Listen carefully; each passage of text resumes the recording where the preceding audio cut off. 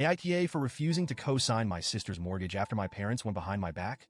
I, 28F, am currently sitting in my apartment, staring at my phone and debating whether to respond to my mom's latest text that just says, "I hope you're proud of yourself." So yeah, emotions are high, and I'm hoping writing this out helps me process everything. For context, I work in software and I've been saving up for a house for years. Like, while my friends were taking trips to Bali or upgrading their cars, I was eating meal prep chicken and rice, obsessively checking my savings account, and dreaming of the day I'd have a home that was truly mine. It's been a grind, but I've been proud of myself for sticking to it. Meanwhile, my younger sister, 25F, is in grad school. She's brilliant in her own right. Don't get me wrong, but financially, she's a mess. Student debt, no credit history, and no real plan for financial independence. And my parents, well, they've always treated her like she's made of glass. Growing up, the difference in how we were treated was always there, like this unspoken thing hanging in the air. I was adopted when I was very young after my parents struggled for years to conceive. I've always been grateful to them for giving me a home and raising me, but then surprise, a few years later my sister was born. Their miracle baby. And that's when the dynamic started to shift. It wasn't overnight, but little things added up. If my sister messed up, it was excused. If I messed up, it was a teachable moment. I was expected to be responsible, to babysit, to help with chores, to make sacrifices. And when it came time for college, my parents told me they couldn't afford to help me much because they were saving for my sister's education.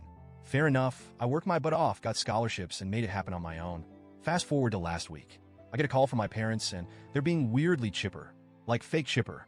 You know that tone people use when they're about to ask you for something huge? Yeah, that. They dropped the bomb. "We found a perfect house near us for your sister. We already made an offer, but the mortgage won't go through unless someone co-signs. And well, you have the best credit score in the family, sweetheart." I genuinely thought I misheard them. Like, excuse me? You made an offer on a house without discussing the financial logistics first? Without even mentioning it to me? And now I'm supposed to fix it? I started asking questions. Who's paying the mortgage? Does my sister have a stable income plan for after grad school? What happens if she can't make the payments? My parents waved off every concern with vague assurances. "We'll figure it out. Don't be so negative." But this isn't a joke. Co-signing isn't just helping out. It's tying my financial future to their impulsive decision. If my sister can't pay, guess who's on the hook? Me. If I want to buy my own house in the next couple of years, the bank might see this mortgage and say, "Sorry, you're already carrying too much debt." When I pointed this out, my mom went straight for the guilt trip. Family helps family. "You know, we've always been there for you." My dad chimed in with, "You make good money. It's not like this will ruin you." And my sister? She sat there on the phone in silence at first, but later, she started texting me. Paragraphs about how stressed she is with grad school, how she needs this house, how she's always felt like I looked down on her because I was so independent. I want to make one thing clear. I love my sister. I do. But love isn't a blank check. Love doesn't mean sacrificing my financial stability so she can live in a house she can't afford. When I told them I wasn't comfortable co-signing, things escalated fast. My mom started crying, my dad got mad, and my sister sent me the text. "You know the one. I hope you're happy leaving me stranded like this. You always think you're better than me." I didn't respond. I didn't know how to respond. A few days later, my mom called again, calmer this time, but with a new tactic. Threats. "If you don't do this for your sister, don't expect us to help you with your wedding or anything else in the future." Well, remember this. That one stung. Not because I expect financial help from them. I've been financially independent for years, but because it was so transactional. Like, my place in the family is contingent on my willingness to sacrifice myself for my sister. Over the next few days, the family group chat turned into a battlefield. Some relatives took my side, saying it was insane for my parents to put me in this position. Others took their side, saying, "It's just a signature. Why are you being so selfish?" But it's not just a signature. It's my credit score, my financial future, my peace of mind.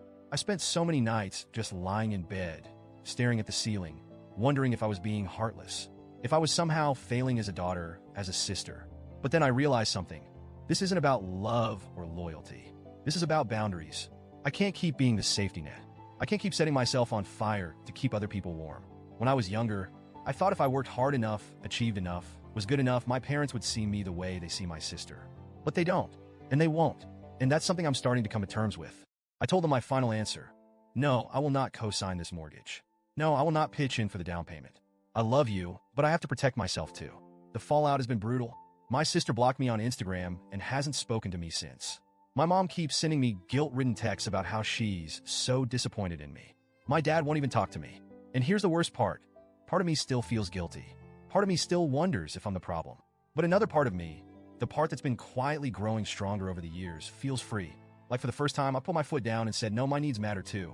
If they decide to cut me off because of this, that's their choice. But I'm not going to let guilt and obligation dictate my life anymore. So, Reddit. AITA for refusing to sacrifice my financial future because my parents and sister made impulsive decisions? Or am I really the selfish villain they're making me out to be?